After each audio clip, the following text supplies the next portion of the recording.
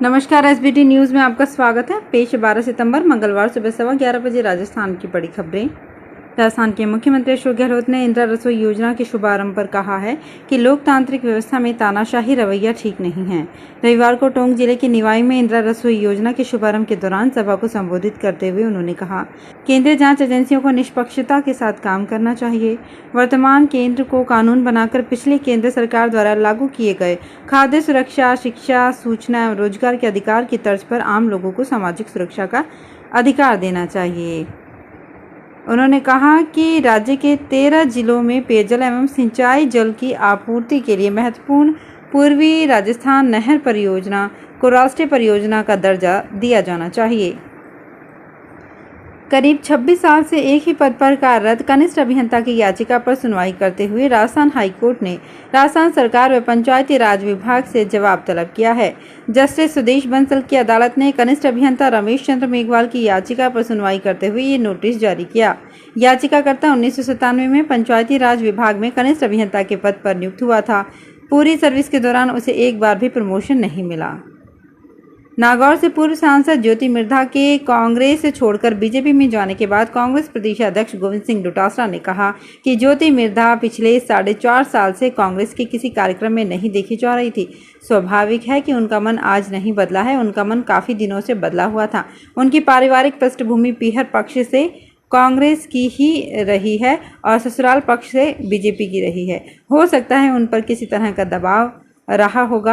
वे बड़े उद्योगपति घराने से संबंध रखती हैं, तो कोई दबाव होगा या उनका मन बदल गया होगा। डोटासरा ने कहा, 3 साल से तो मैं अध्यक्ष हूं, कभी भी किसी कांग्रेस के कार्यक्रम में ज्योति मिर्धा नहीं आई हैं।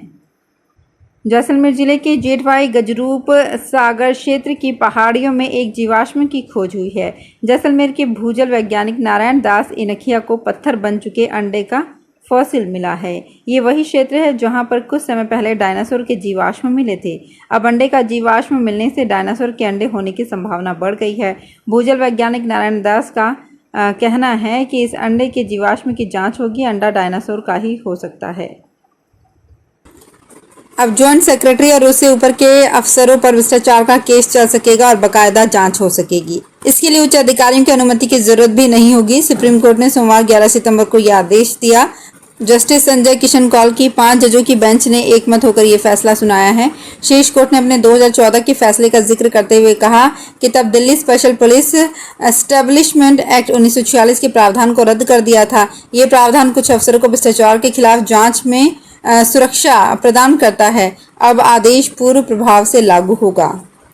G20 समिट के लिए नई दिल्ली आए सऊदी अरब के क्राउन प्रिंस मोहम्मद बिन सलमान सोमवार को भारत की स्टेट विजिट पर आए। वो 100 बिजनेसमैन और 7 मंत्रियों के डेलीगेशन के साथ भारत आए हैं।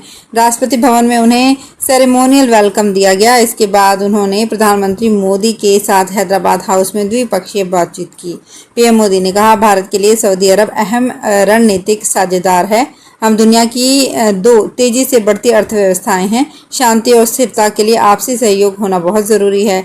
हम अपनी साझेदारी को नए मुकाम पर ले जाने के लिए कई पहल कर रहे हैं। राजस्थान विधानसभा में उपनेता प्रतिपक्ष एवं भारतीय जनता पार्टी के पूर्व प्रदेश अध्यक्ष डॉक्टर सतीश पूनिया ने सोमवार को अपने आमेर विधानसभा क्षेत्र के विभिन्न गांवों में विकास कार्यों की सौगात दी। डॉक्टर पूनिया ने ग्राम पंचायत कंवरपुरा में हनुमान जी मंदिर में टिन शेड निर्माण कार्य का लोकार्पण किया। कंवरपुरा में बद्दों की जोड़ी से तुलसाका की जोड़ी तक सड़क निर्माण कार्य का लोकार्पण, गठवाड़ी में लिंक सड़क कार्य का शिलान्यास, हरचंदपुरा में सिंगल फेज नलकूप का लोकार्पण और हरचंदपुरा में सामुदायिक भवन का लोकार्पण किया।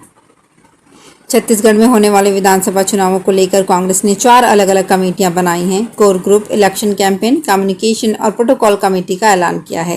कोर कमेटी के संयोजक कुमारी शैलजा होंगी। वहीं स्पीकर चरणदास महंत को इलेक्शन कैंपेन कमेटी की जिम्मेदारी दी गई है। कम्युनिकेशन कमेटी के अध्यक्ष मंत्री रविंद्र चौबे ने बताया कि प्रोटोकॉल कमेटी के अध्यक्ष मंत्री अमरजीत भगत हैं। राजस्थान में विधानसभा चुनाव में अब मात्र 2 महीने से भी कम का समय बचा है और ऐसे में कांग्रेस और भाजपा के नेता एक दूसरे पर निशाना साधने से नहीं चूक रहे हैं। ऐसे में मुख्यमंत्री अशोक गहलोत के सलाहकार और विधायक संयम लोढ़ा ने भाजपा पर निशाना साधा है। उन्होंने कहा कि जन आक्रोश यात्रा या परिवर्तन यात्रा से आम जनता को गुमराह कर भाजपा सत्ता में आने के ख्वाब देख रही है। बीजेपी की परिवर्तन यात्रा 18 सितंबर को झुंझुनू पहुंचेगी। यात्रा के आवागमन पर झुंझुनू में सभा का आयोजन किया जाएगा। यात्रा की तैयारी को लेकर सोमवार को भाजपा की बैठक हुई। संभाग सह प्रभारी एवं प्रदेश प्रवक्ता ओम प्रकाश भडाना ने कार्यकर्ताओं से चर्चा कर जिम्मेदारियां सौंपी। इस मौके पर ओम प्रकाश भडाना ने बैठक में उपस्थित जिला पदाधिकारियों, मंडल अध्यक्षों और परिवर्तन यात्रा विधानसभा समिति के सदस्यों को संबोधित किया।